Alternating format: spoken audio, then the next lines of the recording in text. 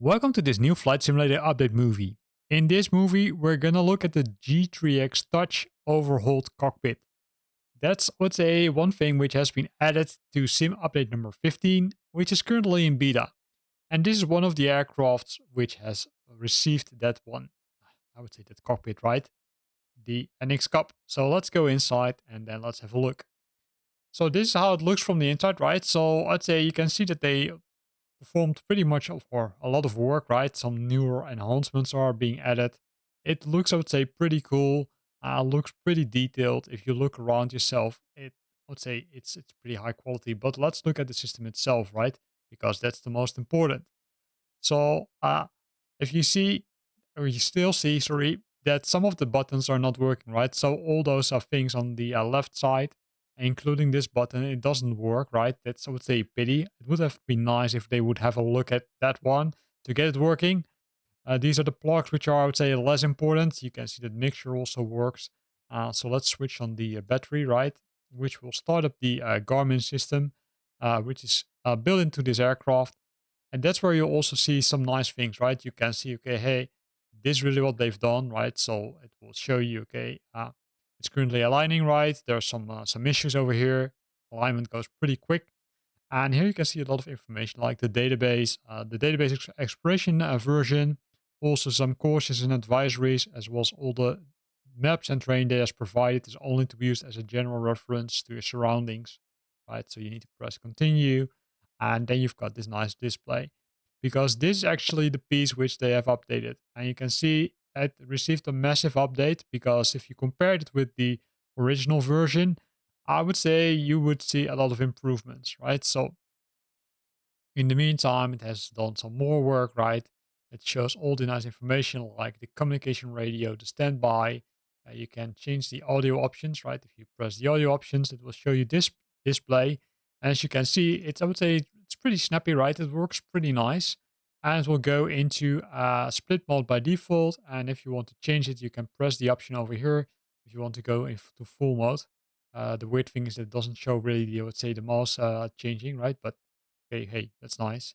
And if you press it multiple times, right, you can see that it changes. So this is, I would say, using the camera, and this is also using the map, which also has a lot of new functionality. Here we can see the transponder code, right? And if we're identifying ourselves, yes or no, and then the navigation radios are over here. So let's go into the full mode again, because that's the one I prefer to use. On the left side, we can see all the information about the engine, right? We can see the RPMs, we can see the oil pressure, the oil temperature, the fuel pressure, and several other nice things, such as the temperature for the exhaustion, right? On the bottom, we've got some nice things like the heading and the altitude, and then some detailed data such as the temperature, the time, of course, and some messages. Unfortunately, you can't really press on them, right? You can press, or not all of them. You can press this one, which is the timer. That's also where TMR stands for, and that's to use the timer, right? Something like I would say, almost a stopwatch, right? Which you would likely want to use in VFR flights. All those other items, as you can see, I would say the mouse cursor changes, but nothing really happens. So it's touch panel, but not completely touch, right? So keep that in mind. We can switch on the rest of the systems, right? If we want alternator, pump,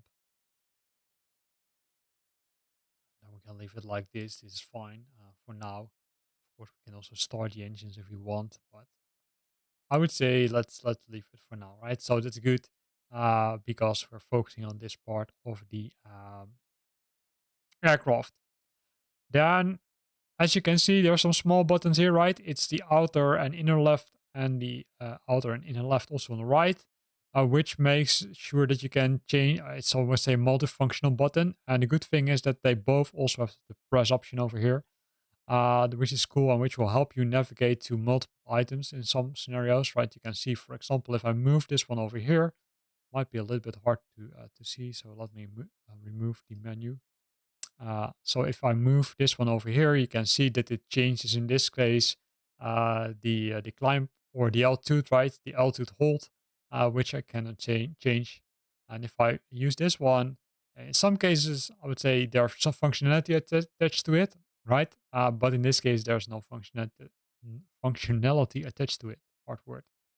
The right one, I would say you can see that it can be used to say change the base level from where you are, right? And you can use the small knob also, but it doesn't really help. Also, the press option doesn't have a functionality uh, based on, I would say, first tryouts. Then if we go to the menu, we'll find a lot of options, right? So we can see the PFD options, but if you press menu twice, then you will end up in the main screen. So this is the main menu where you can, I would say, go to the communication radio, change frequency using the digits over here, and then press enter. You can change the volume, of course, if you want. And if you don't want to do it, or you want to change COM1 with COM2, COM1 to COM2 is the XFER, which stands for transfer, and using back, you will go back to, I would say, the main screen. If you press menu once, then you will end up in this menu, but we will discuss this one later on, so press it again. So for COM2, you can change exactly the same things as for COM number 1. And for nav1, you can do the same things, only then, in that case, for the navigation radio. And here you can also see that you can change those, I would say, options, right? You can change from nav1 to nav2. You can go to the audio panel, which includes several interesting things, like, okay, hey, which COM radios are being used, in this case COM1, and also the microphone from COM1. You can enable the marker options. You can switch on the navigation radios, and you can simply do that by clicking on it. And you can go to the more options, where you can change the sensitivity of the marker, right? It's by default it's set to low, but you can increase it. Those other options are, as far as I figured out, not working. Could be that they will introduce that, I would say, in the near future. Uh, and the same thing is, I would say, applicable to the other inputs, right? So you can't add, for example, music to Flight Simulator. Maybe they will add it in the future. So let's see. Other than that, we've got the transponder. And the transponder, right, you can press the VFR, or you can change it based on the code you get. And then you can select this one. By default, it's set to standby, but you can set it to the ground, on or alt mode. And if you want to fly VFR, you can press this option. You can see that it changes also some other things, right? Because if you just do it like this, you can see that this one also changes in end plus ID. So be aware of that. Make sure that if you define the transponder code, that you set it to on, right? But for now, we will leave it to VFR. Going to the menu options once more again, we also have the user timer. And the user timer is simply the same option as we added over here. So you can simply, I would say, use it as, well, how you call it? I would say you can use it as a kind of a stopwatch, right? The cool thing is that it allows you to start and stop it and reset it. And to hide it, you need to press the menu buttons again. Kind of weird that you can't hide it from over there, but likely that's how the, I would say, manufacturer of this nice system thought it would be nice. Then we, of course, have the flight controls, right? The flight controls contain a lot of options, but have to do with the automatic flight control system, also known as the autopilot. You can switch on the autopilot, the flight director, and then based on that, you can switch on the individual systems, like the heading mode, the navigation mode, the IS, which is to hold the speed, the alt mode, right, for altitude hold, then the vertical speed mode, and then you can use the up and down, and the VNAV mode. We will go into detail a little bit more in, I would say, future videos, so keep an eye on my channel if you want to know more about that. Then the first menu option. The first menu option, also known as the PFD options menu, you can change the CDI source, right? So currently it's set to GPS, but you can see that if you press, then you can change from GPS to VLOG1 and VLOG2, right? Depending on which one you want to use. The flight plan, there are two options. You can set it to internal or external GPS. To be honest, I'm not sure where, I would say how these work, right? So I need to figure that out myself because I also see this option for the first time. Then you've got those inset windows, and those inset windows are, I would say, what kind of windows or what kind of screens are shown in parts of the screen if you would hide the menu option over here, right? So if I would hide it, then you will see that there's, I would say, an additional window which shows me, in this case, the map. Really useful. Going to this one, you can see that I can switch it easily also to traffic, but to see it, I need to press the menu options again. Then you can see the traffic. And of course, you can also change it to the nearest airport. Or if you don't want to see anything, you can change it to off. The next one is next to it, right? That's to which window you will see on the right. So let me switch that one on and show it to you. So then it will move to the right. So you can have one in the left corner and one in the right corner. So nice functionality. Then we've got the bearing points, and the bearing points, you can switch them to GPS. You can change them to VLOG 1 and VLOG 2. You can also switch it off. And then we've got this one on the right side also. We will go into detail in the future a little bit more about how you can use this functionality. The cool thing is that press back, it will hide the menu. So that's likely what I could also previously have done when I couldn't hide the timer. On the PFD options menu, we can see the timer options also here, right? Where we can start the timer again and also set the minimums, which will show you this window, which allows you to configure the minimum altitude. So you can enter the value here and then press enter, and then it's been configured. Then we've got the more options window, which is always interesting because there are more options, as you can see. For example, if you want to see the wind factor, you can select multiple options. You can select speed and direction, or you can say head and act wind. Right. So the speed and direction, as you can see, it changes here, but it shows no wind data. And the same thing is for the other option. So likely there is no wind, or they didn't implement it yet in this version. Then the HSI direct heading, it's for orientation that's by default set to heading, but you can also set it to auto track and heading. The HSI orientation is this system which you see over here. And also you can change the right side knob action, right? That's what we just used, right? We used the knob to change the course and the baro, but you can see that you can also change it to the heading and altitude. In that case, you can use it to change the heading and altitude options in this nice aircraft.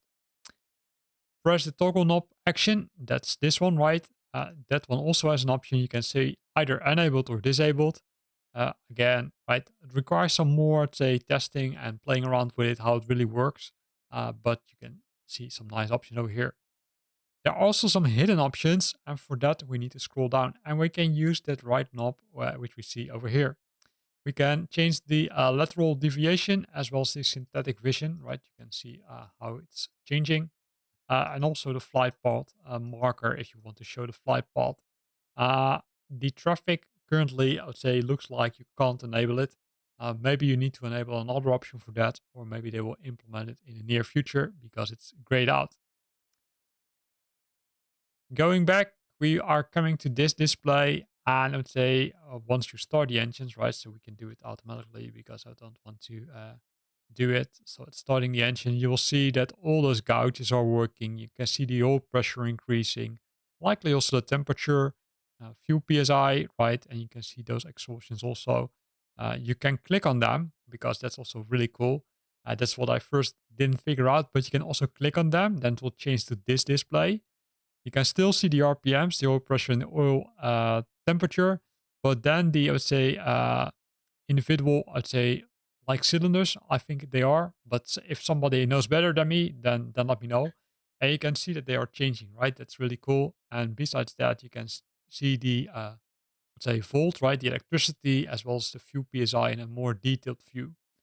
Um, Lean assist likely is being used to make or to fly as lean as possible, which makes sure that you're not using, let's say, a lot of, fuel, right? Or other things which are I found really cool, but maybe that's just me, is the engine hours and the total hours, right? You can see how much hours the engine is running, likely where it's being used, and the total hours. Total hours, I'm not sure where it stands for. Could be the total of hours that you fly using this aircraft, but not sure about that. In addition to that, we've got the fuel calc, right? So you can calculate how much fuel you will used and how much fuel there's remaining. And this, I would say, pretty useful if you want to start calculating your flight. You can see that you can change the duration, endurance, sorry, the no wind range, as well as economy. There's nothing which you can configure here, but if you would press this option, right, and enter here, for example, 10 gal, and then say, okay, hey, the fuel used was 5 gal, then you can see, okay, hey, will I make it? Yes or no. So this is likely where it can be used for. So I would say pretty useful. Uh, now we discussed this, there are all, I would say you can see that there's also now a nice hidden menu button over here, which allows you to kind of, let's say, change the pages, right? So I can change the page into this page, but I still can change it to, for example, the waypoint, right? So I can click on it, then click on waypoint, and it will show me this view. I can change it to the flight plan, which will show me the active flight plan. So there are some options not working, and that's this one, CHT, which likely stands for chart, the weather and the terrain. But you can see the traffic is also, say, an option, as well as the engine, as well as the info, right? So the info shows you the satellite information, data fields not working yet, maybe in the future, which is, I would say, pretty nice. So have fun using this nice cockpit. And this is also where I would like to end this video, because this goes a little more in detail, which I would like to cover in a future video. So in this video, we looked at this nice updated G3x touchscreen, which is being added to this aircraft, right? To the Copcrafter. It has been added to the other Copcrafter also, and I think an additional aircraft, but I forgot that name. So in total, 3 aircrafts are now using these new enhanced system, which I think is really cool. Here ends this video. I hope you liked it. If you liked it, then consider to use the like button. If you got questions or comments, then feel free to post them in the comment box below. And if you want to stay up to date about new videos I'm posting, then make sure that you're subscribing to my channel. Thanks for watching and see you next time.